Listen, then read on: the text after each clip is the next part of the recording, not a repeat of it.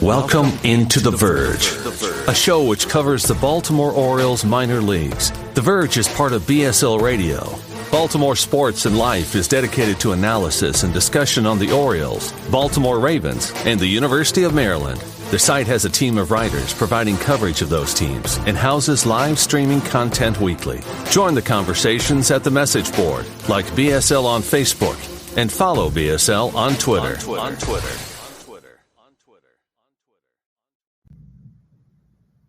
Want to make a podcast? Spotify's got a platform that lets you make one super easily, then distribute it everywhere and even earn money, all in one place for free. It's called Spotify for Podcasters, and here's how it works. Spotify for Podcasters lets you record and edit podcasts right from your phone or computer, so no matter what your setup is like, you can start creating today.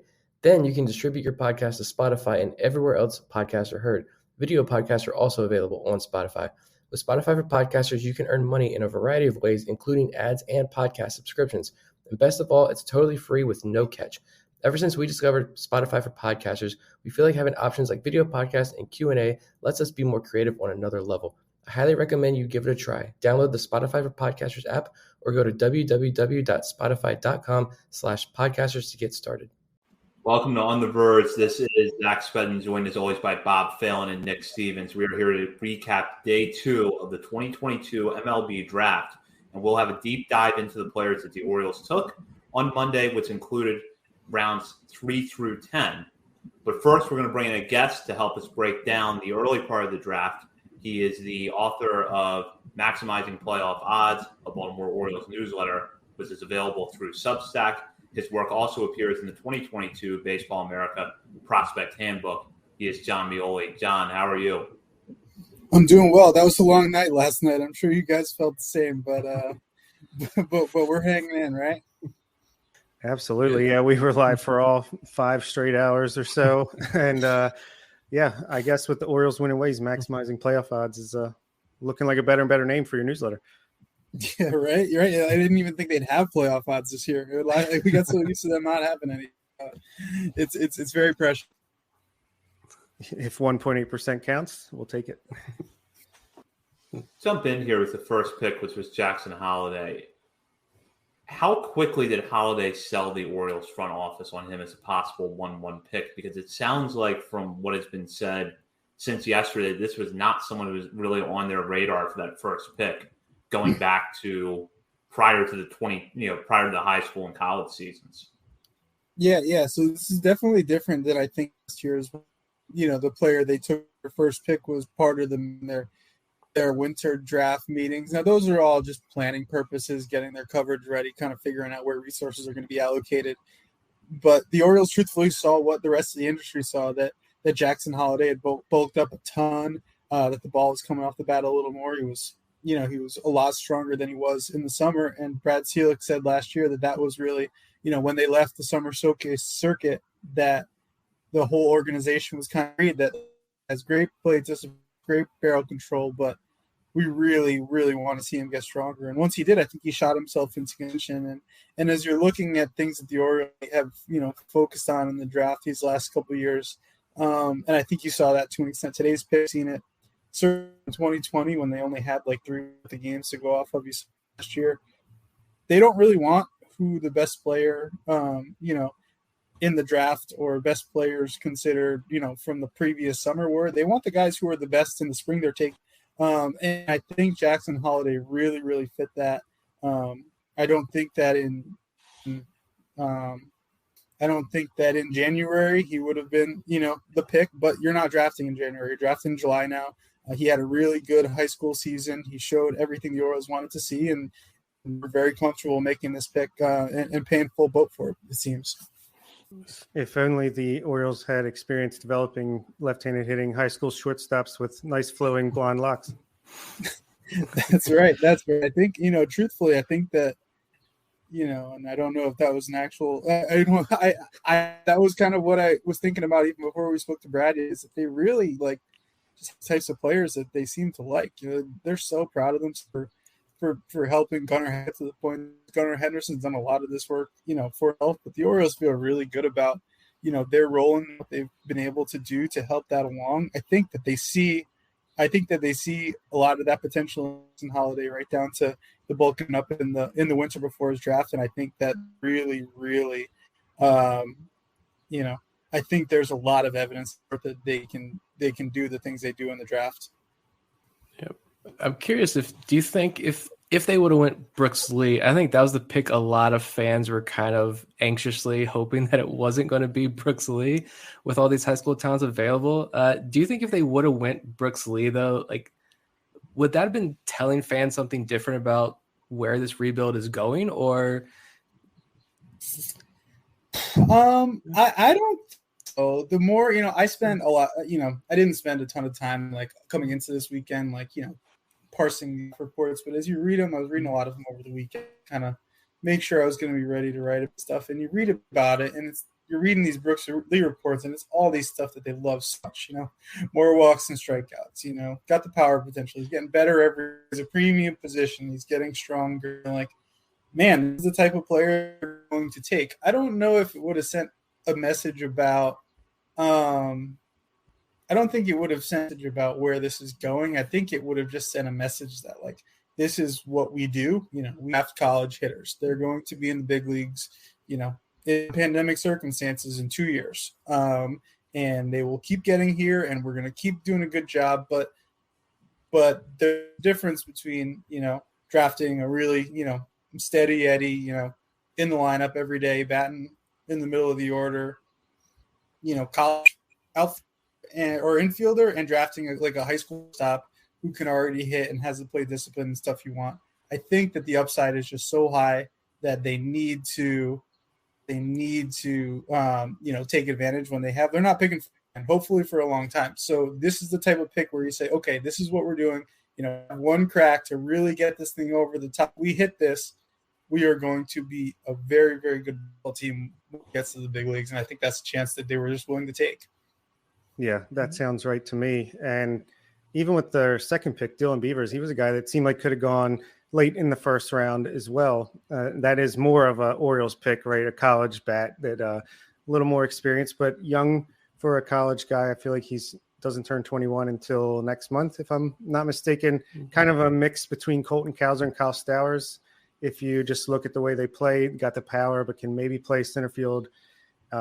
Just need a little bit of hit tool work, which I feel like the Orioles have shown that they're capable of working with these guys on and improving a little bit. So what do you think of Beavers with that first extra pick that they had, the comp C or whatever it was? I don't know which one. Yeah. The second pick is what we'll call it. I think that, and I, that, the way that Felix spoke about him, I'm telling on myself a little bit. I wrote most of what I wrote last night before we talked to him, because we talked to him at like 12:30. It was pretty. I'm an old dad now, not a cool dad like Matt Holliday, just an old dad. So, but hearing everything he was saying about Dylan Beavers, you're hearing like the Kyle Stowers like development story, somebody who doesn't chase a lot, but has a swing and miss in the zone that's like easily correctable and already has present power and has really tapped into his strength. Yet Kyle Stowers went home during the pandemic and got a lot stronger and hit 30 last year. I mean, the type of thing that happens, focusing on those exact same things, getting stronger, making more contact in the zone, not missing those pitches that are over the plate, those mistakes. These are things that the Orioles know how to teach. They know how to develop those things. And we're talking about somebody who, essentially had as many home runs in the last couple of college seasons as Kyle Stowers did in his entire college career. Like, give or take, like, this is somebody who already has the potential to do all these things and has shown it in a real league. The Orioles are kind of transposing these, these archetypes, these development plans that they already have in place for these types of players and saying, okay, we know that a player with X skill and Y skill and A deficiency and B deficiency, this is how you do it. This is how you help them get better. This is how you address those. Obviously, it comes down to the player. I'm sure they did a ton of work on whether he's willing to do that to make that happen. But you're not asking someone to believe in something that doesn't. It has worked. You can see examples of it across the clubhouse in minor league spring training if you really wanted to. And I think that's going to be really meaningful as they kind of try to Sooner or later there's going to be guys, who are this front office, who are these draft guys at every position in the big leagues. It's not going to be long before all these positions are taken, and it's going to be helping these players who are in the lower levels of the system entering through the draft to know that, hey, if I do X, Y, and Z, that can be me, because otherwise they could be a little, probably a little discouraged by what they're seeing. I think that Jackson Holliday probably likes the fact that there's a Gunnar Henderson. I'm sure, given what we know about Gunnar Henderson, he probably likes that there's a Jackson Holliday, because you say, what's this guy doing here? I'm going to be the shortstop. He gets here, and I'm going to stay here. So it's just a dynamic I think they're fostering. And I think having someone like Beavers who they know how to work with is going to be really interesting. Seems like in a similar mold, you have Judd Fabian there as a power-hitting college outfielder with strikeout concerns. You wrote a little bit about Fabian in your article this morning. He was an Orioles target last year. He went back to Florida and actually improved in some areas this year or so. How happy do you think the Orioles were that he was available to them with that fourth pick? Probably pretty happy. One of those things where as it's happening, you're like, and I think this draft more than most, I think that if you were, you're sitting in like the late 20s and you're looking at like what kind of college hitters are available for when the Orioles are going to pick next, and you're looking through the reports, this Dylan Beavers seems like he's going to be the pick here. And it's the same thing as the Orioles are going to their last pick. You look at Judd Fabian, you're like, yeah, that makes a little sense. I don't know if they like elevated him up their board. I don't think they do. I don't think they really do that. I think it was just he was the top guy when they picked. I'm sure they feel good about the amount they're going to sign him for this year compared to what was bandied about last year. So that's, there's nothing wrong with that. I just think that ultimately, in the same way that they like to see players, who have had struggles get better. This is a player who was, had a pretty high pedigree who went out there and got better. If I would say, if we're talking about February 2021, Judd Fabian is in the mix for the Orioles' first pick, fifth overall. This is a player who they did talk about in their winter meeting about their top pick, I'm sure, a lot, and put in a lot of work in, and obviously it wasn't there. He just didn't have a good season last year. The Orioles liked him enough where they were pretty keen on getting him in there with one of their later picks. It didn't work out, but I don't think it really changes the player that they got. I think that if anything, having him go back to school, play in a really tough conference, probably helps his case. Now he would be in Bowie with, Colton Cowser and Connor Norby and Kobe Mayo, and, he would be leading that kind of draft class already, and he'd be in Bowie, and that would be good. But he's a year more developed. He has a year of working on the things that the Orioles probably would have wanted him to work on anyways, and I'm sure he can move just as quickly as he did. So I'm sure they're thrilled by it. I feel like there's a little more like coincidence to it than we are than everyone kind of understanding that them last year would allow. But it is a good chance, I think. Yeah, it's almost like Florida became an affiliate of the Orioles for a season, because he went, and all you hear about now is he's got the best swing decisions in college, and he got his walks way up. His strikeouts came down a tiny bit, and the defense in center field is obviously legit. But I do wonder if they'll move him a little bit faster now that he got that extra year in college. I wonder if he's going to be like the first one promoted out of this crop of the college hitters, at least when this year or next year comes along. You would think so. I think they pretty well have this, I think everyone's trajectory to a certain extent is kind of in at this point. These guys are going to sign. They're going to go to Florida for a couple of weeks. What was it, like the third week in August last year that everyone came up to Delmarva? I'm sure that's going to happen again. I'm sure everyone is going to start in June, and they're going to get 200, 250 plate appearances, and then they're up. I don't think that there's really a lot of ambiguity about this. Now, could he go faster? Potentially. Cesar Prieto, obviously had an accelerator in mind. If a guy is really too old for the level and not really challenged there, they'll move him. But I think that they have a good kind of system for this. They know where the challenges are in the minors, and they know for these college players they're picking, it's not really going to be in Delmarva, and it might not be in Aberdeen. So you might as well get him through that as quick as possible. But he could easily, be one of those fast-moving types. Yeah, just more of my thinking was like when the Kyle Stowers, Johnny Reiser, Zach Watson group came in all together. It was like, oh, Johnny Reiser is going to be the guy that gets promoted 2 weeks before the other ones do. Okay, that's interesting. So that's more. He's but, easily good.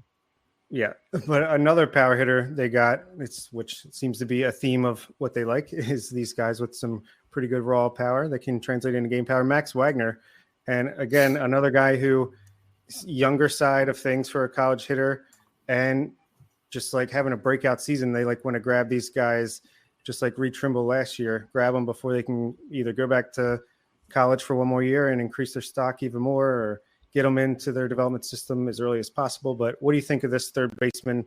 And seems like he's got real powers. Again, just gonna be a matter of how much the hit tool stands up.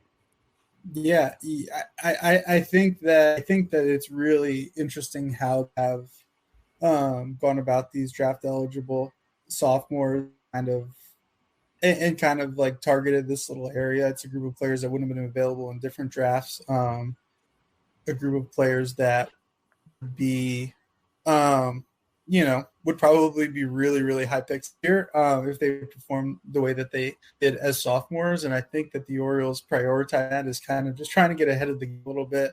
I know they believe that players, the younger you are, the more you can develop. So a year of development, kind of contrary to what we just said about Jed Fabian, but I think the opposite is true. A year of development in the Orioles system with their hands on you in their mind is probably better than anything else. It's not to say that the alternative are bad. It's just that they want these I think that they want these players to be, doing what they want to be doing and doing it every single day. And this is a player who's going to get to do it. Brad Selig said last night that they like how, he had a tough go as a freshman. He wasn't even, a starter at the beginning of this season. He was coming as a defensive replacement and then finally cracks the lineup and, hits 27 bombs. So he's been through, he's been through struggle before. He knows how to handle it. He's had to kind of pull himself out of that. And I think the Orioles like that. And again, they like players who, are the best players in the years that they're drafted. They didn't stack their board in February. They stacked it probably last week.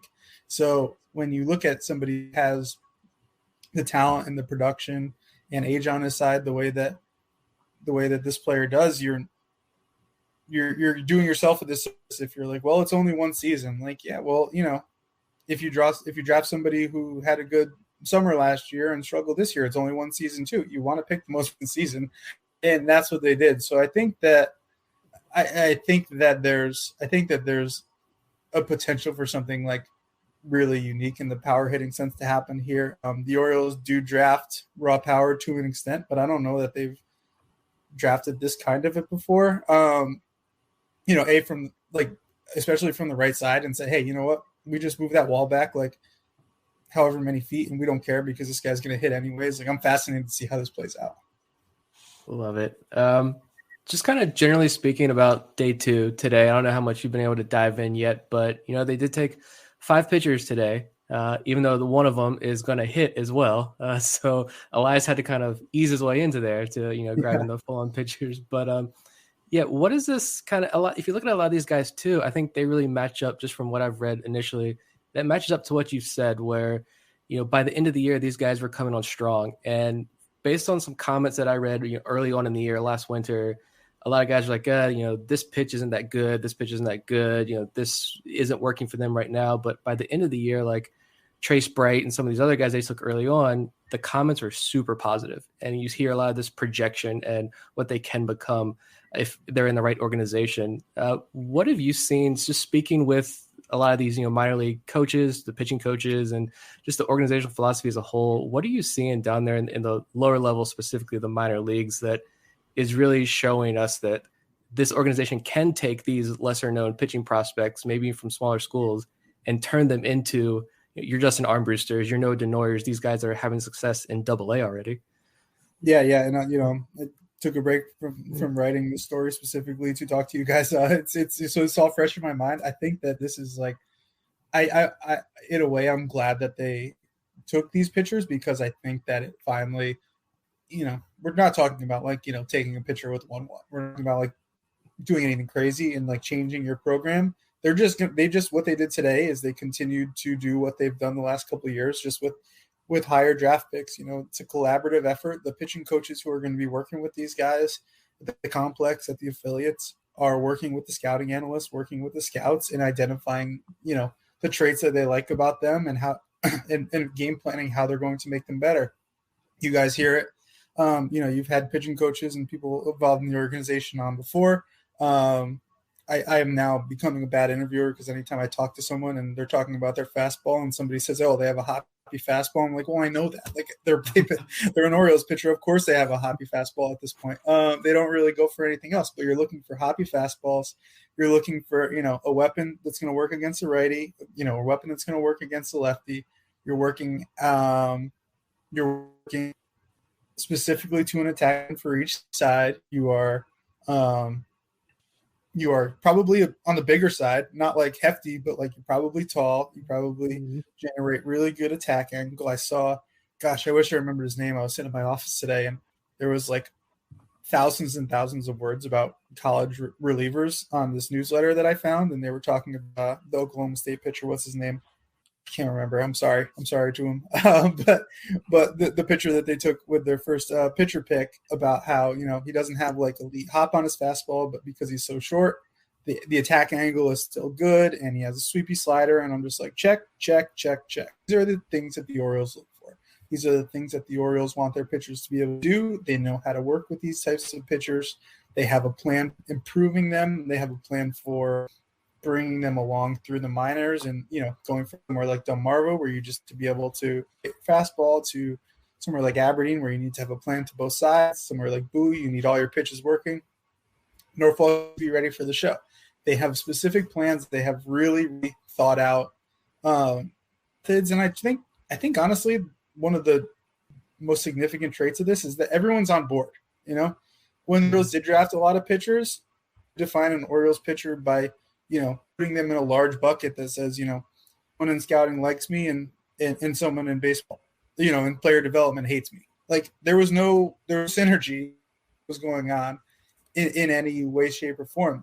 If you're a pitching coach, your job is to make everyone better as it is. But if you scouted these people, if you said, I like the way that this fastball moves, I think we can, I think ditch his two-seamer and we can focus in on him throwing a more smooth slider and teach him a splitter, and we can do X, Y, and Z, and I will be the one that does this. There's a lot of conviction there, and the player's going to believe in that because he's going to know that you wanted him in the organization. And players who aren't going to have a chance elsewhere are going to be able to thrive and become prospects and get on the radar. Now, you don't need to say that about like a third-round pick. You say that about a 13th-round pick. But I think that this draft is about the Orioles kind of taking what they've shown that they can do well and know they can do, and kind of like turning the volume up and turning the stakes up and saying, okay, we did this, at level 1. Like, what if we do it at level 2 and 3 and 4? And I think that's really happening on the pitching side here. And I think it's really cool.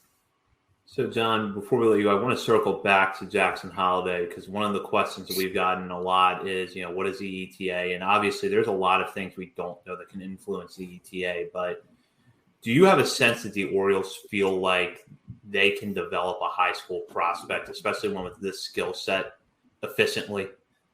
I do. I think that in my mind when he was picked, I was like doing the math and it's like, okay, how long did it take for Bobby Witt to get up? And Bobby Witt missed 20 with COVID like everybody else did. So it took a little while, but I think that we're going to know pretty quick, because the Orioles could come on the quick path. Have a couple of weeks in Florida and go to Delmarva and start in Aberdeen. And all of a sudden, a person who does that is truthfully like a year away from being in big league, if you really, really think about it. Because if someone starts in Aberdeen, the way that the Orioles have this mapped out, like I said, it's like 200, 250 tops plate appearances at Aberdeen before you're moved up to Bowie.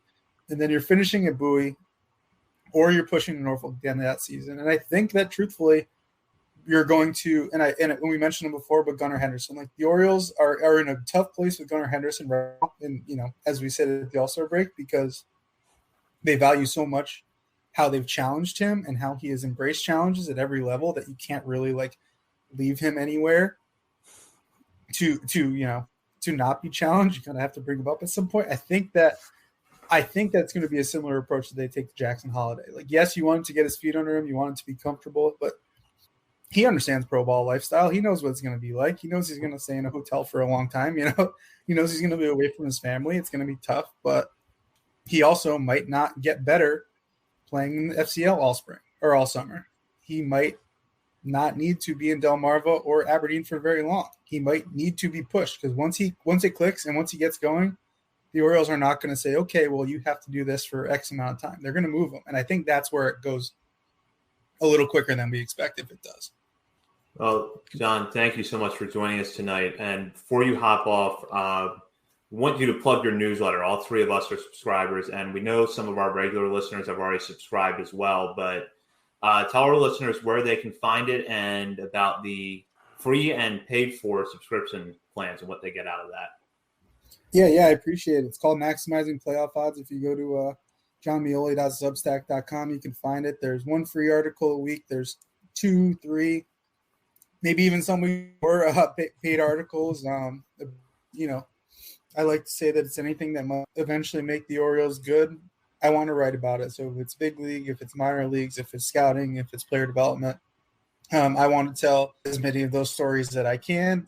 It's been a blast. I appreciate your guys' support. I appreciate everyone that's subscribed so far. I obviously am a big fan of what you guys do as well. I think it's really cool that everyone can kind of work together and do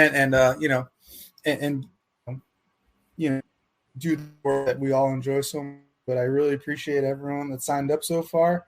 And I hope it can continue. It's already surpassed my most optimistic expectations. So it's really cool to see it keep growing.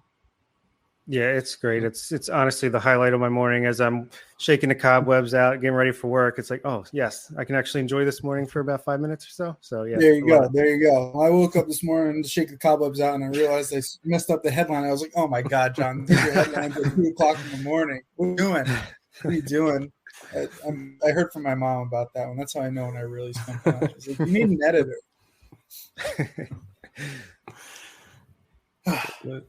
Well, thank you so much, Jon, for joining us tonight.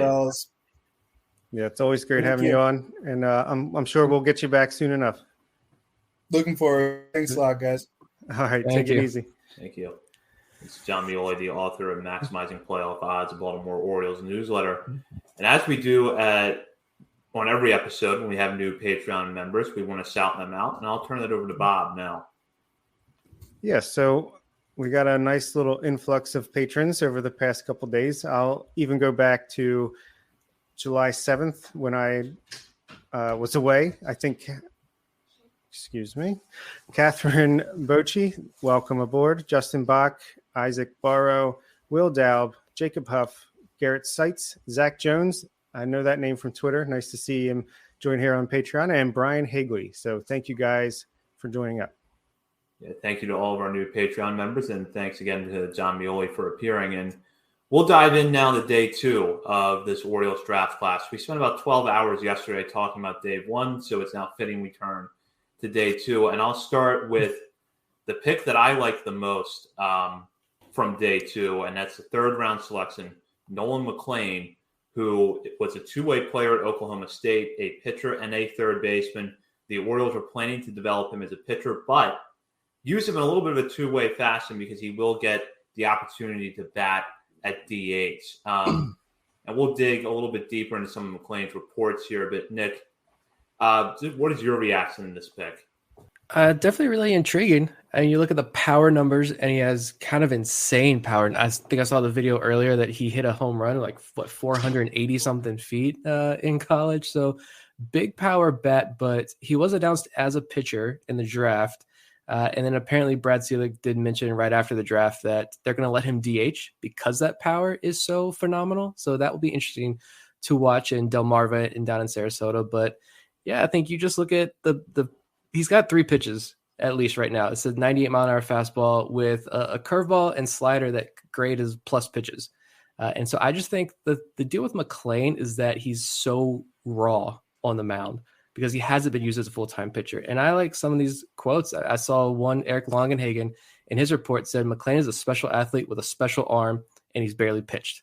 meaning the Orioles. I was thinking back to when we had Justin Ramsey on, and he's like, the organization does a really good job of giving us this really good clay to work with, and we can kind of work our magic on these guys. And this, I feel like, is that prototypical pick right there, where here's a big ball of great clay. Now work your magic.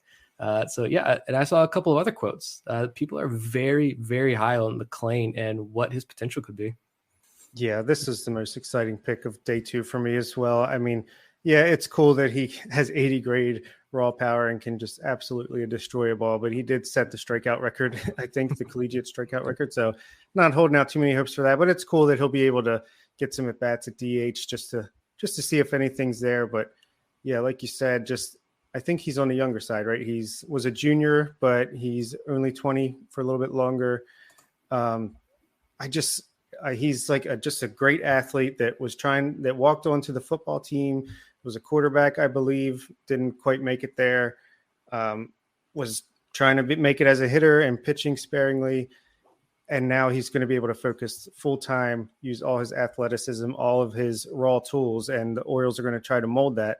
And the only thing he's missing, really, other than command and refinement on his high velocity fastball and high spin breaking balls, is a changeup, which the Orioles are pretty good at developing, if we do say so ourselves. And if you just can stretch him out gradually over this year and next year, try to teach him that changeup and just let him work on that stuff. I think the athlete alone and the arm talent alone is going to be pretty exciting. And to me, that's like a Kyle Bradish type upside. I know that's a lot to put on him just right now as a 3rd round pick, but I think they're planning to work some magic with this kid, and I'm excited to see what they do. If you look at his scouting grades on MLB Pipeline, it kind of gives you a hint of how unique of a player he is. As a hitter, he has a 55 grade power with a 70 grade arm at third base. On the mound, he has a 65 grade fastball. The control is going to be the issue, and as Bob said, probably developing a changeup to go with the fastball, curveball, slider combination is going to be key for him. But, the Orioles have shown that they can work with pitchers to develop changeups. So this does feel like an arm that they could bring into the system and to start working on those areas and hopefully get him stretched out. I do feel like that with that mix of pitches, there's an interesting bullpen profile there, but with how young he is and for how much he has to work with, I think you absolutely try to develop him as a starter for as long as you can. Yeah. I love that Brad Zelek came out from the jump and said all of these pitchers they took today are going to be used as starters to begin with. So they're high on them. I think that shows the confidence in these guys. But there are a couple of these guys that I definitely see as real future relievers based on some other numbers and stuff that I've seen. But like McLean, if that doesn't start out, the starter role, if that doesn't work out, then you've got that fallback option of a guy who can throw up to 98, 99 miles an hour with the fastball and a slider. I think I saw where the slider has more than 12 inches of sweep to it. So at worst, you've got a power fastball with a wipeout slider guy to rely on. So this is definitely, I think, I'd say of the first, how many picks do we get here? 12, 13, 14 picks. I definitely say he's probably the most intriguing. Not my favorite, but the most intriguing. We'll go down in the comment from Addit. There are a lot of prospects taken out of Texas, Florida, and Oklahoma. And we'll go now to the Orioles' 4th round pick, who was taken with the 107th selection overall. And that's Silas Ardoin, a catcher out of Texas, whose defense is drawing rave reviews. The son of a former big leaguer, Danny Ardoin, right-handed hitter who seems to have an interesting amount of power behind the plate. Issues with contact in the past, but the defensive profile here is really good that it's easy to look at him now and think that's a possible backup catcher. Yep, I think it's Maverick Hanley's back up to start 3rd catcher in 2027. You can see what the Orioles are doing here. If you even just look at some of the other picks from today, it's defense up the middle. We got a center fielder that plays great defense, a catcher that was apparently the best defensive catcher in the draft, at least according to some people, and then a shortstop that can play great defense. So obviously those are positions that you want because you can always move them around. Shortstop can move, center fielder can move if you need to, but it helps not only just having players at premium positions that you hopefully develop, but you can also have great defense behind your pitchers, which helps the pitcher development. And yeah, I love it. I think this guy, he's got a great catch and release. He threw out 42% of base stealers this past year. He's handled great pitchers in the past, Ty Madden, Bryce Elder. So yeah, I think it's just another guy that Orioles pitchers are going to love throwing to. And I think that is not nothing. So you've heard everyone rave about throwing to Maverick Hanley behind the plate and Adley Rutschman. So add Silas to the list of great catchers in the system. Yeah, I mean, you listen to the pitchers we've had on the show talk, and their whole demeanor changes when they start talking about Maverick Hanley because they feel comfortable throwing to him. He knows what to do. He's 2-3 steps ahead. And we don't know if, Ardoin has that kind of, makeup, but the defensive skills are there. We'll see what kind of guy he is behind the plate. What kind of catcher is he? But I think the thing that impressed me the most with Ardoin learning about him here is that the bat is already showing big improvements in college. And so I'm thinking this is Maverick Hanley, but maybe the offensive profile is, juiced up a little bit earlier. So I think you need guys like this in your system as many as possible. And I love players like this. Maverick Hanley is one of my favorite prospects. Connor Pavoloni was a guy that I was really excited to watch this year, even though the offense may not be there. Unfortunately, I think he's done for the year. But so you need guys like this to help out these young pitching staff in the lower levels of the minor leagues. And if the bat continues to play as he moves up, then he's got the MLB bloodlines. He's been a successful catcher with catching how many guys on that Texas staff are close to the big leagues or top 100 prospects. I mean, he's caught a lot of elite arms. And so this is a guy that I'm sure the Orioles were pretty giddy to bring into their organization. And this is a position where it never hurts to have too much depth because, catcher is a volatile position. There's a chance for things to happen. And even though I think that we all expect that the Orioles might have the game's next, best catcher for the next decade on their roster right now, there's still the volatility factor there. There's still a risk factor. But then having catchers who can call a good game and play steady defense at every level of the minor leagues is going to make your pitching staffs better. And you go back to when Justin Ramsey was on our show a few months ago, and he talked about the crop catchers that Norfolk had at that time and how that was so good for their pitching staff. I think you could see that throughout the Orioles system right now, and Ardoin fits into that. And I just like these offensive numbers too. I know the reports were he can't run. He's slow. He's not going to, steal any bases. Maverick Hanley, didn't he almost lead Aberdeen? He was one of the league leaders with Aberdeen in stolen bases. He is not that, but pretty much he had about 50 more plate appearances this year compared to last year. Went from 1 home run to 12 home runs, 9 doubles to 20 doubles. Batting average up 40 points. OPS went up 200 points from 704 to 904.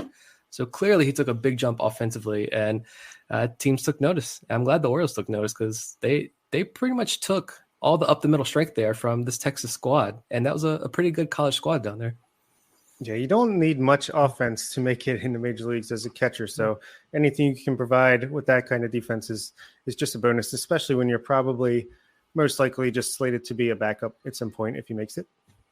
Move on now to the Orioles' 5th round pick, Trace Bright, a right-handed pitcher out of Auburn, who has an interesting profile. He led Auburn in strikeouts and innings pitched this past season. He got off to a strong start this season before slowing down a little bit, but there's some really interesting reports out there on his stuff. And I'll pull this quote up here from Brad Seelick. This is in the Baltimore Sun, talking about Bright.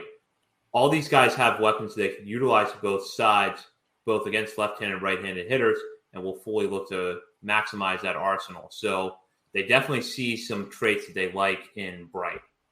This is my favorite pick. You guys like McLean. I like Bright. I don't know what part of it's Ryan Watson. I mean, come on, that's all you need to know right there. Undrafted 2020 out of Auburn. But I'm getting the sense that he's someone that you can really project and dream on a bit and will be a really good case study for that kind of allows us to follow and see just how good this pitcher development staff is. This system is in place. And I think that from some of the reports I'm reading here and some of these numbers, and a lot of the stuff comes from Mason McCray, specifically about Bright. Fantastic follow on Twitter if you aren't following him already. But some of his notes here were that, he relies maybe a little bit too much on the fastball, and there's control command issues that hold him back. But you saw the velo bump 3 or 4 miles per hour. He's throwing up to 97 miles an hour now. And he says it's a sneaky good profile that looks intriguing when you look at the underlying data, 3 above average secondaries, all of which induce a ton of chases and whiffs. Doesn't have sharp feel for them right now, but doesn't consistently land them in the zone, but it's a starter profile with 4 55+ grade pitches. And so it really seems like he's got all the baseline tools there. And if the Orioles can just get that command, get that control, you've got a legitimate starting pitching prospect here, a sleeper legitimate starting pitching prospect here with Bright. And I kind of go back to my mind thinks of like a Noah Denoyer, Zach Peak, Drew Rom, even these guys who Drew Rom didn't really struggle with the control, but Zach Peak and Noah Denoyer, walks were a little bit of an issue in the lower levels of the minor leagues. They cleaned them up, and now those guys are throwing strikes and not walking anybody. Very few guys. Drew Rom's walk rate went down as he moved up the ladder. So I'm getting kind of those vibes from Trace Bright. Yeah, I like this pick a lot too. And what do you know? It's the 5th round. It reminds me of last year's 5th round pick a little bit, Carlos Tavera, where you saw sitting in the low 90s, and then all of a sudden the Orioles drafted him. Oh no, he's up into the mid 90s and throwing harder, and we think we can work with his breaking stuff. And Bright kind of reminds me of that with his increase in velocity over the past 6 months or so. And he's got a nice 4-pitch mix. He's 6'4". We know Elias likes those big guys. He's only right around 200 pounds, so he can still add some muscle. Maybe he can gain even a little more velocity and durability. He didn't have the numbers in college to make you go, wow, but I don't think that's what the Orioles really care about. I think they just want to get the profiles that they like. They know they can work with. They've proven that they can improve. And Noah Denoyer first is like the biggest example ever, undrafted after 40 rounds, and look what they've done with him. So yeah, I'm a big fan of this pick as well. Trace Bright could certainly be the next Carlos Tavera, where this time next year he's almost in our top 30 or he's in our top 50. So yeah, another great selection in my opinion. So I'm glad you brought up Tavera, because that's where I was going to go with this. Tavera started his first full season out at High A Aberdeen and had been really effective there. He just got hurt again recently. We don't know fully what's going on yet with the injury, but he had been pretty sharp for the Ironbirds this year, and he came out of a much smaller school and a much smaller conference than Bright out of Auburn. So do you think that a Tavera-like path for Bright is realistic, where he would pitch at Delmarva sometime this summer and then start next year in Aberdeen's rotation? I mean, I could see that. He comes from the bigger school, but it just seems like, even if you don't want to look at just the numbers, right? I think a lot of the reports that I've read said he did struggle a lot this year. And so if all the pieces are there, though, and this is a guy that you're going to have to sit here and mold for a little bit, which is fine, but maybe he spends a little bit more time in Delmarva to clean things up. But I feel like once he really clicks, this just seems to me like a guy who, once it clicks, he's going to move much faster. Like Tavera, once we saw it click a couple weeks ago, it seemed like he really started to take off, and it was like, this guy's going to be in Bowie by the All-Star break or right after the All-Star break. And unfortunately, injuries have just derailed his season this year, apparently. But it was the guy that once he started firing strikes and piling up those strikeouts, the walks went down and the production went up. And so I kind of see that same path with Bright here. Yeah, I agree. I mean, I could easily see him starting next year in Delmarva if they just feel like, they're still working on a couple of things. But the reason why they might just go ahead and put him in Aberdeen anyway is just because Aberdeen is a park that kind of can help pitchers that need a little bit of extra time, just because it's such a pitcher-friendly ballpark. But yeah, I could easily see him being in that trajectory, or even if it's a little bit behind, I still think he's young enough that he can easily catch up in a year or two and get where they need him to be. Bright, by the way, I'm pulling this stat from Auburn. His 94 strikeouts this past season were the 4th most by any Auburn pitcher since 2000. Looking at these 3 picks that we just covered, McLean, Ardoin, Bright, do any of them profile as top 50 guys for you? And if so, just a general range. I know we're a few weeks out from updating the top 50 fully, but ideas on a general range of where they would stand.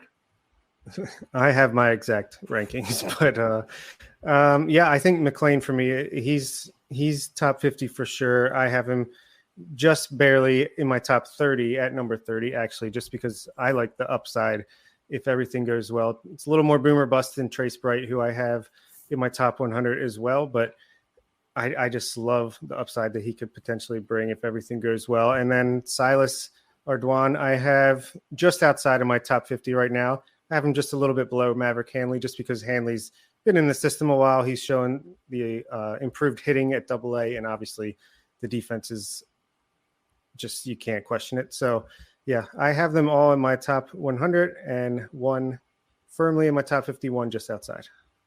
Yeah, I have not looked into this at all yet. So, just ballparking it, I would probably say McLean. I would want to put fringe top 30, probably the 30-35 range, maybe is where I probably end up setting him up. I'm looking at our list right now. We got like Chris Valamont 34, and I don't know if I want to put him ahead of Chris Valamont right now, but Ardoin maybe a fringy top 50 guy, but there have been so many other pitchers that we've been looking at here that I think have jumped into that back end of the top 50 there as well. So he's probably just outside my top 50. Yeah, McLean probably will definitely be on my list. Right now, broadly speaking, the 30 to 40 range is where he settles, probably closer to 30 than to 40. Ardoin is circling the outer edge of my top 50. The question I would have, though, is there room for him and Maverick Hanley on it? Because like Bob said, Hanley is doing now what you would hope Ardoin is doing 2 years from now. Ardoin, I think, is entering pro ball in a better place offensively than Hanley was when he came into pro ball. But, with the strides that Hanley has made, he's probably earned the right to be ranked ahead of Ardoin at this point. Wright would fall outside the top 50 for me, but he would kind of fall on that list where it's like, all right, after a certain number of innings against this type of competition, I'm going to reevaluate because it's possible I'm sleeping on something right now. Just remember, Maverick Hanley's still the guy. Mm-hmm. Just going to throw that out there. Don't forget about him. Love you, Ardoin, but he's not replacing Maverick Hanley anytime soon right now. No, I mean, we've been on the Maverick Hanley as Adley Rutschman's backup catcher hype train for how long now? 2 years? Well, since he was drafted, maybe. Pretty much. So going all the way back to when we started the show. Yeah, essentially. So we go now to the Orioles' 6th round pick, Douglas Hodo III. This is another up-the-middle player who comes out of Texas, and center fielder who, MLB Pipeline, this is a direct quote, Douglas's center field skills and fearlessness have earned him comparisons to Kevin Pillar and Eric Burns. His Hodo speed continues to stand out, and he can flash plus run times out of the batter's box. And this is someone who hits from the right-hand side. So that makes his speed even more impressive in my mind. So looking at a player with an interesting speed and defense combination here in the 6th round. Yeah.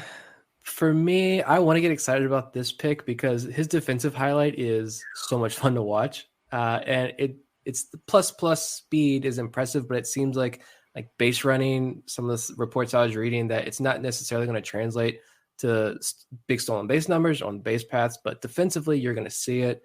And even he probably ends up moving to right field even. I think I saw somebody say, but lots of reports that love his high energy, high baseball IQ.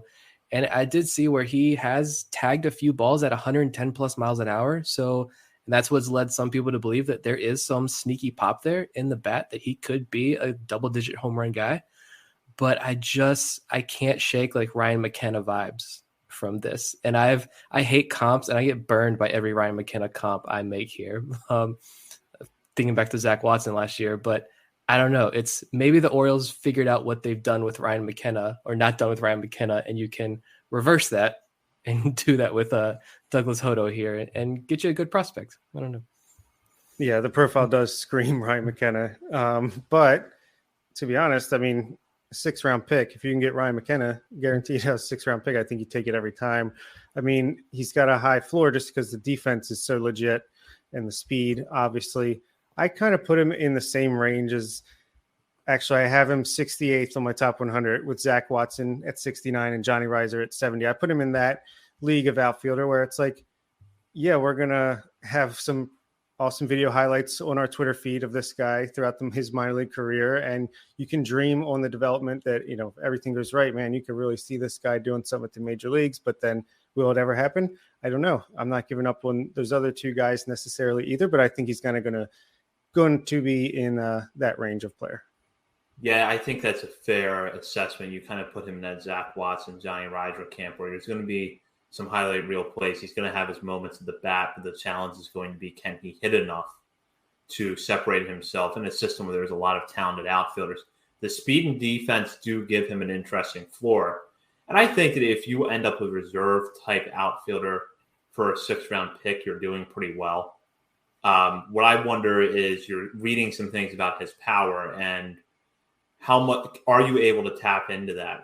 It seems like there's a sense that his ceiling might be kind of a low to mid double digits home run hitter, kind of in that 12 to 15 range, but a lot would have to go right in his development to get there.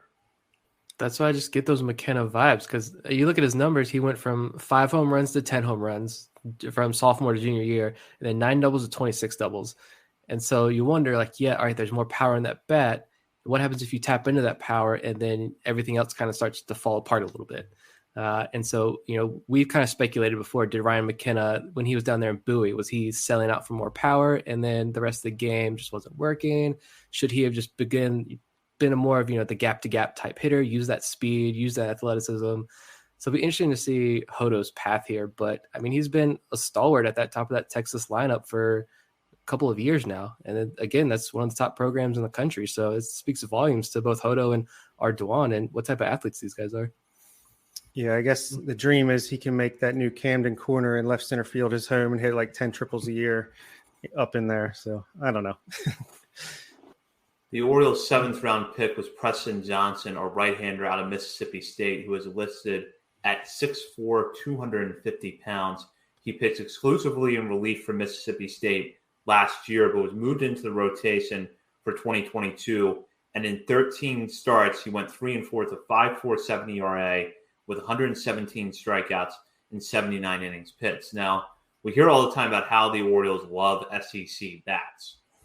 And they go with an SEC pitcher here who, that ERA does not look great. You have to wonder, does he have the stuff to stick as a starter? But those are pretty good strikeout numbers. So feels like there's something interesting here with Johnson. I definitely think there's something interesting here. And like Brad Seelig said today, talking to reporters, all these guys they drafted today will start out as starters in the system and see where they go from there. And I could see this could be an interesting one because he's got a high spin fastball that sits between 90 and 93. But as big as he is, I feel like maybe they can eke out another mile per hour or two with the fastball. And then he's got a changeup and a slider, and he flashes a changeup and a slider, and he flashes a curveball every once in a while. So either you can try to make him a 3-4 pitch mixed guy. If you get that velocity up, maybe he sticks as a back end starter. But if that doesn't work out, maybe you just go to his 3 pitches, try to ramp it up in the bullpen and see how it goes. Because obviously that high spin fastball had hitters confused with that many strikeouts last year. I actually saw where the fastball can get up to 95, and the fastball alone had a 25% whiff rate last season. So that pitch clearly works. And former guest of the show, Will Hafer from Prospects Live, he actually tweeted after the pick and said that he really likes Johnson's slider and changeup and said they could be above average pitches. And then from a bigger Prospects Live report I saw, said Johnson was a reliever for much of last year after transferring from community college, but made his presence known, throws a ton of strikes, gets a ton of swing and misses, and has a metrically sexy fastball. So I am intrigued. The breaking ball needs to find the zone more often, but it exhibits swing and miss. It exhibits strong shape characteristics and should be an above average offering at the pro level. Really just all coming out to that control. Can he continue to pound the strike zone with his pitches? It says he's not a great athlete, so projecting out can be tricky, but the package as is currently constructed is intriguing. So there you go. It's again, you've got the tools there. Can the Orioles put it all together? And at worst, you've got a big, powerful, I think, back end relief arm here with Johnson. These guys all have profiles that I think they could at least fall back on. I think we have to call metrically sexy. Just that's got to be something. We got to do something with that. Apparently, his nickname's Beef. I think Mississippi State or somebody was tweeting, put some Old Bay on that beef, and after he got drafted, so that's pretty good. In the 8th round, the Orioles went with another right-handed pitcher out of college. This one, Cameron Weston, a 6'2", 250-pound right-hander. Weston pitched for the Wolverines and was ranked by D1 Baseball as a top 5 prospect in the Big Ten. He started 11 games from them this year and had a 4.74 ERA compared to a 2.81 number in 2021, even though his batting average against decreased. So perhaps there was some bad luck involved there. Struck out batters at a higher rate than he did a year ago with 92 strikeouts compared to 68 in 2021, even though he threw fewer innings. Yeah, it's just rinse and repeat. Here it's another, metrically sexy pitcher that the Orioles can work with here. Just another, piece of clay that hopefully they can mold into their vision. And we can talk about, sorry, I've got to get the name again, Cameron Weston around this time next year. Like he's Peter Van Loon or Justin Armbruster. And wow, look what this guy's doing in high A and he's going to be up in AA Bowie soon. So yeah, I think don't worry about, drafting these high profile arms early on in the draft because the Orioles, I think they figured out what they want to do when it comes to pitching. With that being said, though, this is the pick that I'm least excited about here when I was looking up information. And so I fully expect this to be the pick where 2 days from now, we're going to get like bigger reports from like Matt Blood's going to come out with some interview, be like with Dan Connolly, of course, hyping up the pitching prospects. And Cameron Weston is going to be the new guy that they tag, of course. But I want to know more about Weston because the numbers weren't great at Michigan, and it seemed like he even started working mostly as a reliever. But he pitched in the Cape Cod this summer and had a 21-5 strikeout to walk ratio and a 0.84 ERA in the Cape. So clearly something really clicked with him. And I want to know what that is because the one report I read just dogged him. Every pitch in his arsenal, it says he has 6 pitches, but was like, I think 2 of them, the description was they suck. So kind of a rough report to read off of at the beginning, but something clicked for this guy for him to have so much success in the Cape. Like it's an impressive league against some of the top college bats. So I'm anxious if we can get Brad Ciolek on here and get more information about Weston because we'll see it with him. Yeah, I do agree. That was my least favorite pick of the draft so far, but I can at least understand where they're coming from. I would be curious to know how much his performance in the Cape influenced this pick at all, if any. Just because it does feel like that could be a way to boost your stock a little bit after kind of the season that I think could, best be described as a mixed bag. So I would be curious to find out how much that influenced the Orioles. Well, How much did Cade Horton, his helium come from a slider that he learned, like, what was it, a month before, the season ended? Yeah, I just think looking back last year, too, the Orioles did that with a guy, I'm thinking like Dylan Hyde, who pitched in the draft league. And you saw the huge metrics coming off some of his pitches, and he had a good draft league experience. And then the Orioles went and grabbed him. All right, bring him in the organization. Let's see what he can do. So maybe that's the situation here where they liked what they saw in the Cape, and they're like, all right, let's bring him in and see what we can do with him. We'll go now to the 9th round pick for the Orioles, and that was Adam Crampton, a shortstop out of Stanford who was well regarded for his defense and, in fact, was named the Pac-12 Defensive Player of the Year this past spring. Offensively, Crampton does not seem to offer much power projection, but does get on base, 395 on base percentage this past season, and struck out only 8 more times than he walked. I feel like if you can get a plus defender at shortstop in the 9th round of the draft, that's pretty good, especially one coming from a school like Stanford. I don't know offensively that Crampton's going to bring much of a ceiling or much of a profile at all to the organization, but to get a good defender at this spot, I was fine with this pick. Yeah, Colin Burns, is that you? It's a great glove. Obviously, that's like I talked about earlier. That's just going to help the pitchers. And you never know. I saw something that said he had gained 20 pounds of muscle in high school before losing it again in college. And they said maybe if he gets that back, he could add some power to the frame. I'm not counting on that, but he did perform well at the Northwoods League. OPS around 800 with 10 walks and 11 strikeouts. Doesn't strike out much. So, who knows? He could be Caden Grenier, but in the 9th round instead of the 1st or 2nd, whatever he was. Yeah, I like this pick. I think it could be fun to watch, especially in lower levels of the minor league. You need guys like this in your system. And, we'll see, is Anthony Servideo gonna play this year again? So, what's his status like?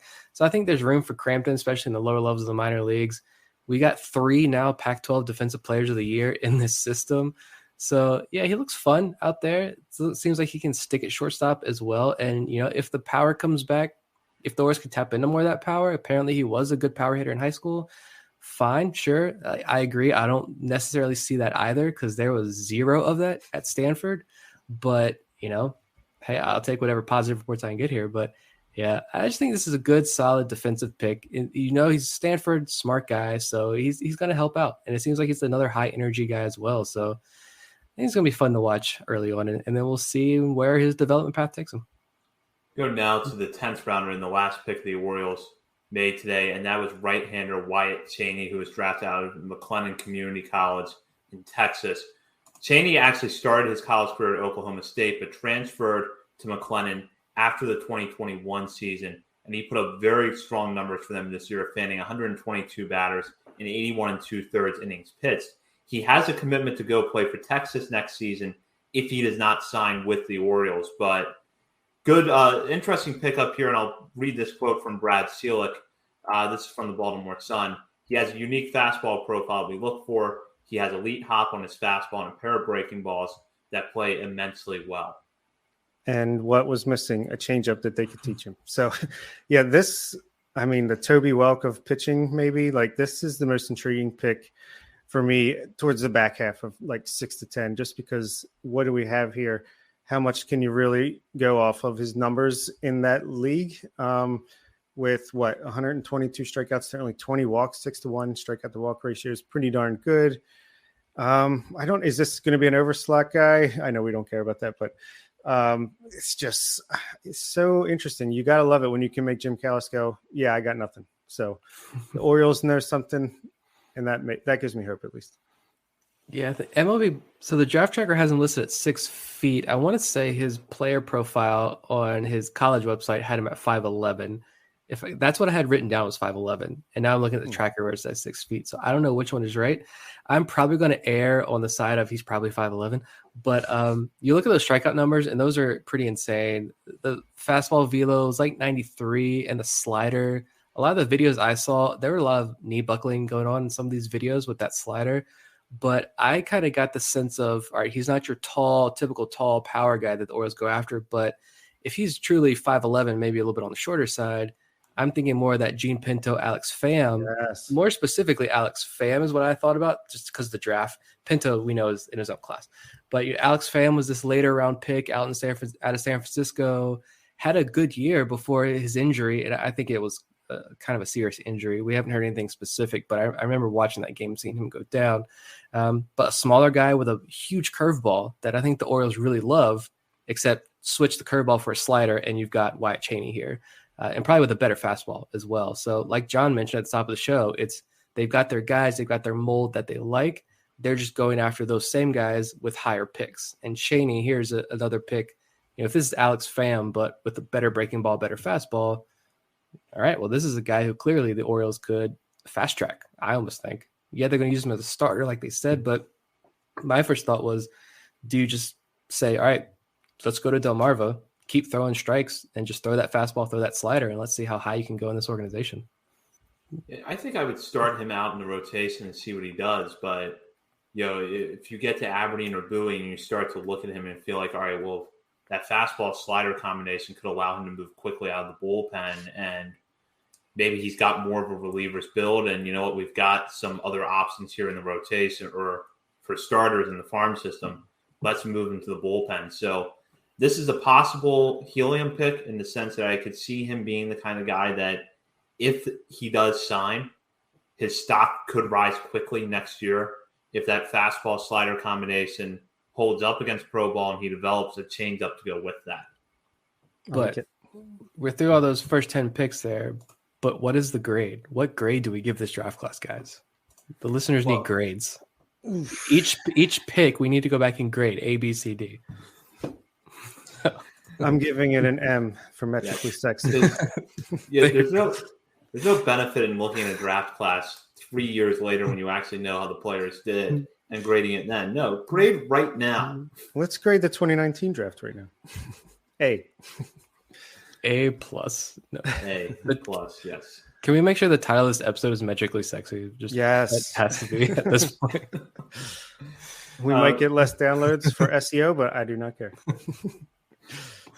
So I'm not going to ask you to assign a letter grade, either one of you to assign a letter grade, because we just all, I think, sarcastically agreed that that's a terrible idea. But looking at the first 10 rounds and the picks that the Orioles have made, how do you feel about how this class is shaping up? I'm a fan, personally. I can see, there's some that are less exciting than others, but I see what they're trying to do. I feel like they're in a groove now. Like, they have a plan. You kind of know what they're going to do, and they've proven that they can develop these types of players. And I'm excited to see how these guys join the ranks of our current prospects and how they develop over the next year or two. Yeah, I think you look at the top 4 guys, you hit your guy with Jackson Holiday. Right? You didn't go Brooks Lee, you didn't go Jacob Berry. You got one of those high school bets, and this seems to be the guy that it wasn't consensus among the organization, but like they mentioned in some of these interviews, where everyone in that final decision-making room said, yes, like I can see this being the pick, right? So there was consensus in that area. You nailed your first pick, hopefully, you think, with Jackson Holiday. I love the Dylan Beavers pick a lot because it's risky. He could flame out, and there could be issues with that hit tool. But if he hits and does this Kyle Stowers trajectory, you've got a fantastic pick here with Beavers. And then you've got some good, solid Max Wagner. He's kind of like the John Rhodes to me of this draft class. Could go either way. And then Judd Fabian is, I feel like, the safer, higher floor guy. Forget the batting average. There's so many other good things with Judd Fabian's profile and what he did at Florida. I think that's your another solid pick to round out the top of this draft. And now you filled it out with guys who, they're risky, but if some of these hit, if just one or two of these guys hit from rounds 3 through 10, I think you got a really impressive draft class here. Yeah, the Beavers pick is the one that has grown in my estimation, even just from when we reacted live to it last night. That one, I've moved him up from 12 initially to 10 right now. Like you said, it could wash out a little bit, but there's a lot of upside there. And Judd Fabian, it's been 2 years in the making, so it had to happen. I think I saw something, I don't even know how they did this, but his play in center field, carved off 0.067 OPS on average from a hitter's profile when they hit the ball to center field, something like that. Basically, his defense is incredible, and he's obviously got power. So if he can be the rich man's Zach Watson, who hits 240, pops 20, 25 home runs, and plays awesome center field, you might have something. I like this class a lot. Holiday, I think, was worthy of the number 1 selection. I think that the tools for him to be a consistent all-star at the major league level are there. And based on what we've seen so far in the Orioles' development of Gunnar Henderson, I think they're going to find a way to maximize Jackson Holiday's potential. The Dylan Beavers pick, completely agree with you, Bob. I like that pick even more now than I did last night when it first happened. And much like with Gunnar Henderson and Jackson Holiday, you have a parallel and Kyle Stowers to see what Dylan Beavers can do. And Max Wagner, very intrigued by this pick. I want to see what he does. And Judd Fabian, I just love the fact that you have so much depth in center field now. Mm-hmm. That's one thing that's been clear consensus about Fabian during his time as Florida is he's going to stick in center field. So now you have him, Colton Cowser, Hudson Haskin, and Cedric Mullins all in the same organization. Not to mention a guy like Zach Watson, who is lagging right now with the bat, but there's no, doubt that his defense could play in center field. So to have that much depth at center field is really encouraging. And I like the McLean pick. I'm really intrigued by it because I think in a lot of ways this is a new frontier for this organization where you take a guy that has clear upside but is really raw. You draft him at, what is a high spot to draft a pitcher under this regime.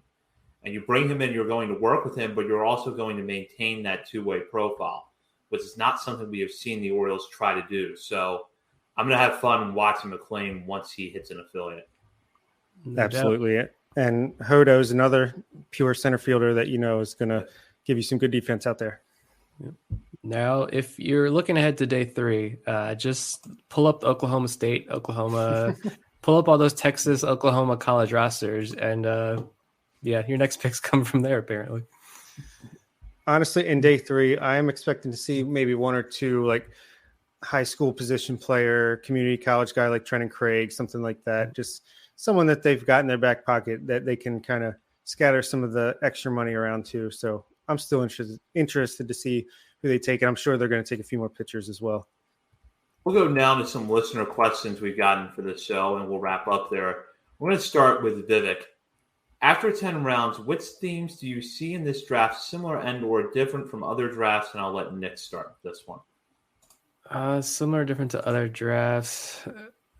I mean, I think Jon answered this question perfectly at the top there. You know, they have the process in place of what they like, how they're going to develop hitters, how they're going to develop pitchers, and it's working so far. I'm going to keep saying this. We haven't seen it fully, materialize to major league talent yet. We all realize that. But when you look at all 4 levels of the minor leagues, what the Orioles are doing is working up to this point. And so now there's one more hurdle we have to clear, but everything seems to be on the right path. And so, I think right now you just go after guys who look at last year's draft class. Now, can you find guys similar to those guys? I don't know. At this point, just give me the best available players too. After 10 rounds, now that we're looking at this draft class, who's available, just give me the best available guy, and let's see what this organization can do with them. Yeah, to me, it's the process is set. Now they're just pumping it full steroids and getting it to work efficiently and 100%, trying to maximize it. That's all it is. Refinement from here on out. Completely agree with that assessment. Question from Towns. As the Orioles begin to moving away from picking in the top 10, hopefully, how should their draft strategy change? I don't know that it should. I mean, I think you're going to see more of the same. I think they're just going to take, the most polished bats they can, unless there's an arm there that's intriguing enough to make them go that route. I think it's just going to be, you're not going to get the high upside guys like Holiday, Adley, Kowser, Kerstad, but you're going to, I'm sure, let's see, if the Orioles picked 20th in this draft, they probably would have took someone like Drew Gilbert, right? I mean, they're going to take a polished bat that they think they can just maximize his potential. Yeah, I wouldn't change a thing right now. You're going to tweak everything, but you're still going to follow overall the same draft strategy, and it's just going to be about replenishing what's gone. And I go back to what Bob said a long time ago. It's keep using that draft to raise the floor, right? It's as these guys keep graduating, you're not going to be able to bring in 2 or 3 top guys. You're not going to bring in a Jackson Holiday type player and a Judd Fabian type player and a Dylan Beavers type player, but you can get 1 or 2 of those high floor guys to bring into your system to replace the 1 or 2 guys who have graduated or you're going to trade off at some point. And then you got the international market or the international draft, if that becomes a thing in the next year or 2, to go after those high ceiling guys and load your stockpile your system that way. So I wouldn't, as long as this continues to work, I'm not changing anything. Exactly. I think you're going to find that players like Dylan Beavers are still available when you're picking in the 20s, and going forward, that might be the first pick in the Orioles draft. And then there's going to be these pitchers that are available, in the 2nd through 10th rounds that fit the profile of a lot of guys we talked about tonight. Good fastball, maybe a slider and a curveball to go with that. They need refinement developing the changeup. Perhaps they're a little raw, just don't have that much experience. So you're going to hope that by that time, you have a few examples of your player development system making a pitcher like that successful. And you can continue to deploy that strategy while tweaking it just enough because, if the Orioles are successful, which I think they're on the track to being, other teams are going to start doing this. So it's about being able to find how do you stick to your philosophy, but maybe tweak the formula and the data a little bit so that you stay ahead of the curve. Yeah, that's a great point. I mean, the Orioles have spent so much time, since Elias and company and Sig, they took over trying to catch up and stay on par. Now I think the next frontier is going to be to get in front and stay in front and kind of keep the competitive edge. And hopefully in 3 more years, 4 more years, we're the team that everyone's like, man, what are the Orioles doing? We need to copy what they're doing. Kind of like we look at the Guardians, Rays, Astros of yore. So yeah, that's the dream. Mm-hmm. Another question from Vivek. What have they, meaning the Orioles, learned in the early returns of Tavera, Armbruster, and Van Loon Those are some names we talked about tonight as far as pitchers that the Orioles have drafted in recent years that have been turning in strong 2022 seasons. This organization can develop pitchers. Point blank, case closed. No, I think, all right, yeah, you got Grayson Rodriguez, you got DL Hall at the top, and then you got that, Kyle Bradish range, but you're building this massive pool of guys. And I know people are like, we've got too many of these, fringy starter, fifth spot in your rotation type prospects. Well, yeah, you need a massive pool of these guys because you've got Rodriguez, who is hopefully your workhorse in the rotation. DL Hall, we hope, is part of this rotation, and he's pitching lights out right now. You got John Means coming back. You hope Kyle Bradish or Zimmerman, someone else can stick in that rotation, one more person of that group as well. You go out and you trade all of these bats you're stockpiling. You trade one for a frontline starter. If you want to go sign a free agent starter and spend big money there, you can as well. But I think we're nearing the point where the Orioles are going to be able to trade for just about any pitcher they want that's available in the market. And so now you're able to build up this massive stockpile of legitimate talents. Like imagine being able to dip down and bring up Justin Armbruster or Peter Van Loon or Carlos Tavera for a spot start or 2-3 weeks if some guy's on the IL. Imagine you're going to be able to rely on those guys who have worked with Rutschman, they've worked with Hanley, they've worked with the system, they've come up, they're familiar with everybody instead of bringing Joe Dirt off the street who throws 89 miles an hour. Right, you're not going to be relying on those guys anymore. So I'm about to get on the soapbox here about pitching development in this organization. I'll just end that there. We bring pitchers here. Yes, I would say this time last year, I was in the mindset, I think this pitching development is going to work. And now this year, I'm like, I know this pitching development can work. At least maybe next year will work, but I know that it can. And I know that these guys are great examples of why and how. Going now to a question from Ben. And while we're talking draft tonight, the home run derby is taking place as we're recording the show. So Ben wants to know which 8 members of the Orioles farm system would you put in an organizational home run derby and who would win? So I'll start with my 8. Robert Newstrom, Samuel Basallo, Gunnar Henderson, Jordan Westberg. I'd put him in there. Kobe Mayo, can't forget him. And then as for the other 3 spots, this is where it gets to be a little bit tricky. Kyle Stowers definitely is in that mix. Heston Kjerstad. And then for my 8th spot, when Hudson Haskin gets on a roll, it's interesting. He could be one of those sneaky, like under the radar guys who gets into the finals. As far as who I think wins that, I'll take Stowers. Interesting. Yeah, this was my favorite question we got asked. So I had already highlighted some guys in my spreadsheet. The 4 favorites, I think, would have to be Gunnar Henderson, Kobe Mayo, Kyle Stowers, Heston Kjerstad. No doubt about it. Top 10 prospects overall, supreme power. And my 4 dark horses would be Yusniel Diaz in a Don't Forget About Me slot, Robert Newstrom, and I can hit the ball as far as anyone when I connect slot, TT Bowens with raw versus game power this year. And I was going to do Andrew Doshbach for the last one, but I think I'm going to switch things up and go with Nolan McLean, fresh into the system. Yeah, he's a pitcher, but obviously kid can just mash a ball deep. Smart pick there. Yeah, you got to go Basallo, Gunnar, Westberg. Was that 3? Mayo 4, Newstrom 5, Kyle Stowers 6. So my other 2 spots, I'm going to go Doshbach because the dude is either striking out or hitting a bomb. So I'm going to go Doshbach in there. And I want to go TT Bowens as well, but yeah, give me TT Bowens. I was going to say Ryan Higgins as my sneaky pick, but I'm looking at I think TT Bowens can outlast him. This is about longevity here. So I think TT Bowens can outlast it. Jacob Nottingham, no. I knew he would. You got me all flustered now, Simpkin. Yeah, of that group, I think Kobe Mayo wins it. He's young. He's going to be able to outlast these other guys. But I want to see Kobe Mayo and a Samuel Basallo in the final. Not going to lie. I forgot to say who would win. Give me Kjerstad just for the storyline. You have any other questions? Sorry. This one from Addit. Which current prospect is the most expendable used for a trade after the first 2 days of the draft?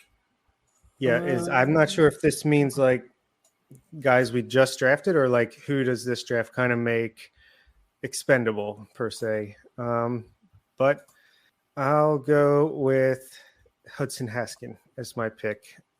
I can't really expand upon it just because, I mean, I like the guy and I like a lot of our outfielders, but out of a lot of them, I just feel like maybe he has the most limited upside.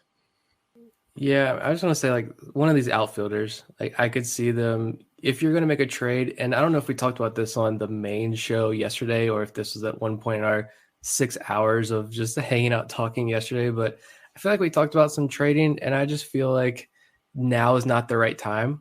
You're going to have enough guys you can bring up to the major leagues to make this major league roster better without trading yet. Now, this offseason is a different story. I think you can pull a trigger on some big time trades. And I think at that point, depending on what happens with Santander, Mancini, what happens at the trade deadline this year, I think you've got some guys right now that you could say, all right, if Kyle Stowers sticks, you bring him up at the end of the season, and Kyle Stowers is going to be a major league regular for you with Hayes and Mullins, right? Does then Colton Cowser become expendable as the headline piece in a big time trade? Or is it Kerstad? But I think it's going to be whoever it is. I think it'd be one of those outfielders in my mind. Yeah, without getting into a specific name, I do think it's going to end up being an outfielder just because you have so much depth in that area. Now, the only thing I will say is that I don't think it's Kyle Stowers. I think Stowers is in the Major League outfield sometime in the next month, and he's going to be there for good. But it's going to probably be someone in that mix of outfielders, and we're not going to know for a while. But it's just because they've assembled so much depth in that area, and they've got so many different profiles. They have the corner outfielders who can hit for a lot of power. They have the center fielders that have above average tools across the board. They even have guys, that are not going to be the headliners in a possible trade, but a guy like Dante Williams who just does a little bit of everything right and might make for an interesting reserve profile. So they've got so many different types of outfielders in the system that they could actually move one or two and still have a lot of depth in that area. Yeah, it's a great point. And honestly, even a lot of the international prospects are outfielders like Michel Dasson, Braylon Tavera, et cetera. Raylan Ramos, I know they're far away, but, in a few years they won't be. And you'd made another good point that I was going to expand upon, and I'm trying to remember what it was. Also infielders are becoming a little crowded as well. I wanted to say maybe, I don't know, but they're kind of spaced out enough where I feel like they can each get their own shot and it won't be as much of a problem. But do you think any of these guys like Jordan Westberg, oh yeah, that's what I was going to say, Gunnar Henderson, they're obviously, like Jon Meoli said, they're so proud of the way they developed him. It's hard to see, to me, them ever considering trading him unless it's a outside situation. Kind of Kyle Stowers is similar to me, or I feel like they're probably really proud of the way they developed him in a similar fashion, so I don't see them wanting to get rid of him either. But back to the point I was making about infielders, do you see which of these guys between Norby, Prieto, Vavra, Westberg, Mayo, Henderson, I mean, it's going to get crowded. I don't know if they're all going to be long-term Orioles. Who of those guys, Joey Ortiz, do you think could be on the way out? I think I said last night, Prieto, if he's hitting, package him up. And I think as you sell high on Prieto, and I'm saying that as I love watching him play, but I keep looking at Michael Hernandez here, to be totally honest. Like, you've got so many of those top shortstops. If you like Joey Ortiz as much as this front office seems like Joey Ortiz, and you want to give him an opportunity as well, you got Vavra and Norby if you want to see what they can do. I really like what Leandro Arias is doing, and it's very clear why Fangraphs has Leandro Arias so high on their top prospect list. So then now and you've got Jackson Holiday in the system now, does someone like Michael Hernandez, can you dangle him out now as an 18-year-old guy who you gave over $1 million to last year as to highlight some trade package or really beef up some trade package? I wouldn't be upset if he were be one of those guys to go. Yeah, could we somehow do a Prieto, Haskin, Santander package for Pablo Lopez? I don't know. I really don't know. Yeah. So, question here from Scott. You may have covered this, but looking at the underlying numbers, what do you think is the one thing or two things this front office has prioritized this year? I think it's game power with potential hit tool from position side and hoppy fastball with some good spinning breaking balls where they can teach a changeup and make a starter out of a potential reliever. I'll go with that. I got nothing. I feel like just going back to what John said at the beginning, I feel like John did I loved his answer when you're talking about the pitching development specifically. Yeah. And just that the path that this organization is setting all these guys on, and they're not going to stray from that path right now. Whether it's how many plate appearances you get in each level, so many people question like why you look at Connor Norby's numbers. You're like, well, why would Norby get promoted right now? His numbers aren't that great in Aberdeen. Well, because he's doing exactly what he's supposed to be doing. He's meeting all those check goals, those check marks down there in Aberdeen. So, everything's going right now. Yep. Don't jinx it. Yeah, completely agree. The only thing I would add to that is relievers improving their fastball command and taking a frenzy secondary and making it good enough that they can at least get you 3 outs. Yeah, I think Logan Gillespie is going to be a good example of what they're trying to do from a reliever front. That's a guy they brought in and they saw a tool or two that they really liked, and they're trying to refine him into a multi-inning reliever. He's having his struggles so far, but I think he's going to be pretty good in the long run. Any other questions before we wrap up here? I don't think so. I think that's it. It was a pretty good, thorough episode on day 2 of the draft. Yep, that was it for our day 2 coverage of the draft. We will be back next Monday night with coverage of the Orioles minor leagues. And who knows, there might be some draft residual to talk about as well. So be sure to tune in to that next Monday night at 8 p.m. In the meantime, check out BaltimoreSportsAndLife.com for all the latest coverage on the Orioles, the draft, the Ravens, college sports, and more. Be sure to hop on the message board and join the discussion where you can interact with fellow readers and contributors to the site, and follow us on Twitter at BSL on the Verge for all the minor league highlights between now and our next episode. And thank you to everyone who has been along the ride with us over the last 2 days, whether you tuned in to our live show yesterday, have listened to this episode or our previous episode, or both, wherever you get your podcast, and to the patrons who joined our Patreon exclusive on night 1 of the draft. Thank you so much for sticking with us. For Bob Phelan and Nick Stevens, this is Zach Spedden. You've been listening to On the Verge. Is your wallet a little lighter than usual after a fun-filled summer? Consider it time and money well spent, because you deserve to live your best life. And the Chime online checking account wants to help you live yours to the fullest. Chime knows a little extra money goes a long way, which is why the Chime checking account has tons of benefits that millions of members love, like fee-free overdraft, up to $200 for eligible members, no monthly fees, and access to over 60,000 easy-to-find and fee-free ATMs. You even get paid up to 2 days early with direct deposit, all while managing your money on the go, and there are no credit checks to apply. A banking app that people love? Sign up for Chime today for yourself and your wallet. Get started at chime.com/fee-free. That's chime.com/fee-free. Chime is a financial technology company, not a bank. Banking services and debit card provided by the Bancorp Bank N.A. or Stride Bank N.A., members FDIC. Spot me eligibility requirements and overdraft limits apply. Access to direct deposits up to 2 days early depends on the timing of the submission of the payment file from the payer. Out-of-network ATM withdrawal fees may apply. If you're getting ready to do your holiday shopping at Sephora, Nike, or Neiman Marcus, make sure you head to Rakuten first. Rakuten helps you save big on whatever you're buying for the holidays. Getting gifts for friends and family? Get some cash back for yourself. Plus, save on festive home decor, party outfits, and that trip to see your fam. With Rakuten, you can earn cash back on top of the biggest sales of the season, so you get the most savings. And it's easy to use. Just start your shopping at Rakuten.com or use the Rakuten app, and you'll get your cash back payments through PayPal or check. Rakuten partners with over 3,700 stores. The stores pay Rakuten for sending them shoppers, and Rakuten shares the money with you as cash back. Join for free at Rakuten.com and get the Rakuten app. That's Rakuten.